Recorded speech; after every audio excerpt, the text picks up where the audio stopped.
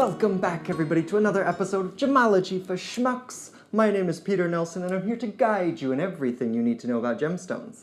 Today is going to be our first segment of In the Loop, where I keep you in the loop about the qualities of gemstones that you might be interested in. And for our first episode of In the Loop, we're going to be talking about Moonstone. Moonstone has been around for a long time and is known generally to some people, but not in a whole lot of depth. So today what I want to do is talk about some of the qualities that are available in Moonstone and how that specifically affects their price.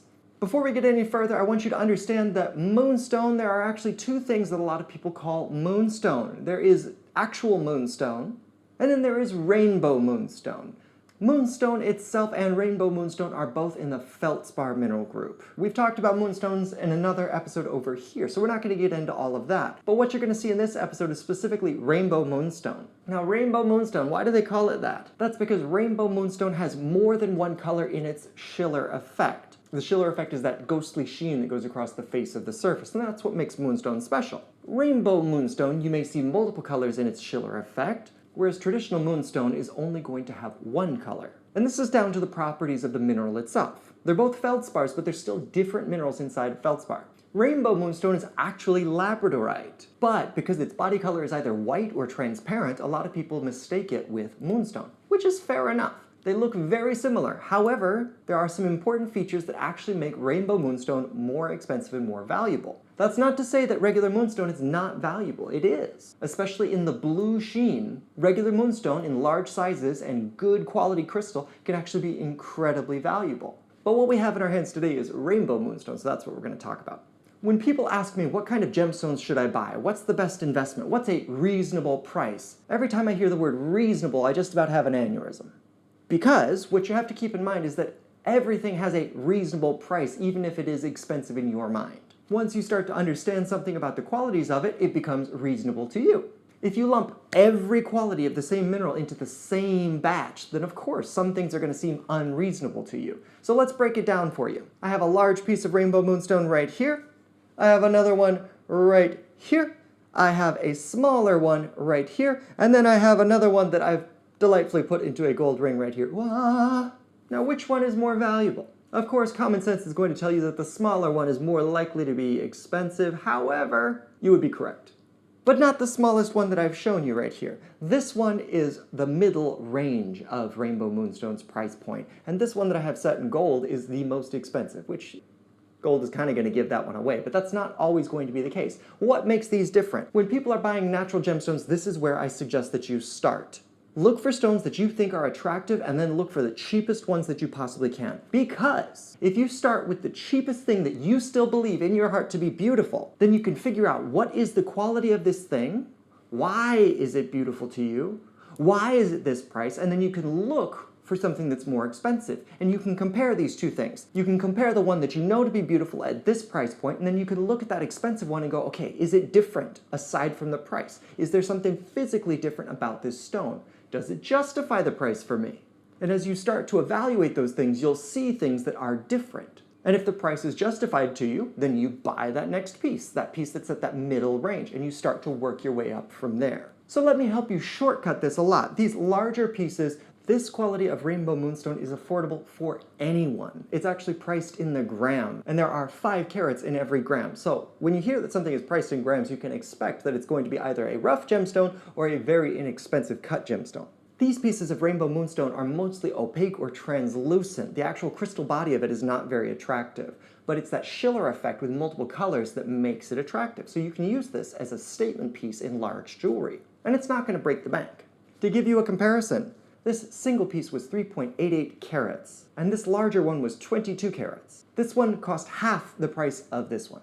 Keep that in mind, if you can see that size difference. Now this small one is still not the top of the top. By far is it not the top of the top, and it's still a relatively small stone. But this smaller stone has much clearer crystal body. It still has a strong Schiller effect, but you can still see that there are some cleavage planes that are inside of the stone. They're basically cracks that happen because of atomic weakness in the stone. But once it's set in jewelry, it's not going to grab your attention too terribly. Let's move on to the next quality. The higher quality piece that I've got set into gold right here is about 4 carats. And it also has a strong Schiller, and the crystal body is that much clearer. If you turn this stone around and look at it from many angles, you're not going to find cleavage planes or cracks in it anywhere. If you look at it with a loupe, you will still see some clarity characteristics in it, but that's also the price point between this and the absolute top quality material.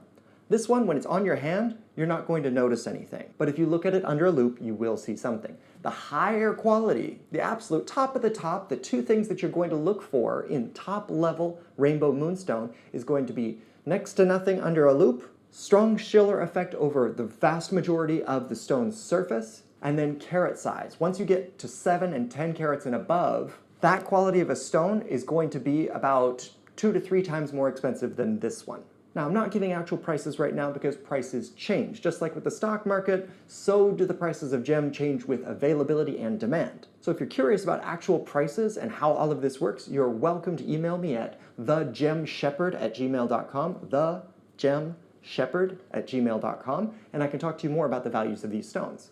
I'm also getting my website, gemshepherd.com, up and available, so if you would like to look at this at your pace with pictures and all of those things, please head over to gemshepherd.com. So which of these stones has a reasonable price? All of them have a reasonable price for their quality. You can get a large, flashy stone for very inexpensive, and you can get a small stone or a medium-sized stone that is much, much more expensive, but that does not make it unreasonable. That material is just much more difficult to find, and that comes down to the properties of the gemstone and how rare the gemstone is. The mineral for rainbow moonstone is not a rare thing, but high-quality pieces of it are rare. So to find a piece that is transparent, free from cracks and cleavage planes, and has a nice schiller effect, in a large size, finding that piece is difficult. And so finding larger pieces, you started to get into hundreds of dollars per carat. Whereas a comparably sized stone that is translucent or opaque with a nice schiller effect could just be some chump change per gram. I'm not knocking this quality of a stone. I bought it. I plan to make a pendant with it. You could see that later. So reasonable is really down to what are the qualities of the stone and what are you paying for that quality. And you have to shop around based on the same qualities. There are pieces of rainbow moonstone available to the most humble of entry-level jewelers, as well as pieces that are investment quality. You just gotta know what you want. If you'd like to see some of the pieces that are available in Nazo Anna's shop, you're welcome to click this link right here to go check out that video on Nazo Anna's channel. If you've got any questions or have stones that you would like to source, you're welcome to send me an email at thegemshepherd@gmail.com, and I can talk to you more about the stones that you'd be interested in sourcing. That's all I've got for today. Thank you very much. Hit that like button, hit that subscribe button, tell all of your friends about it. Until next time, bye-bye.